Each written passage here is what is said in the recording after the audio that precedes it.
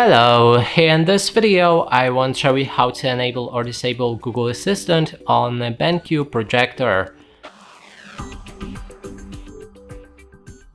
To do this, first we'll need to click on the settings button in the top right corner of our home screen, navigate to device preferences, scroll down and select Google Assistant.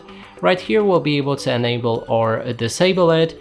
When you do it for the first time, it will ask you for the Google account if you're not logged in, and if you want to perform the Google Assistant setup without account, select the second option, which is use Assistant without signing in.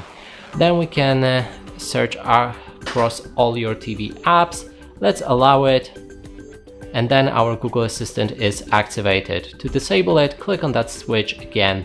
And that's it for this video. Hope you like it. Please consider subscribing to our channel, leave a like and a comment below.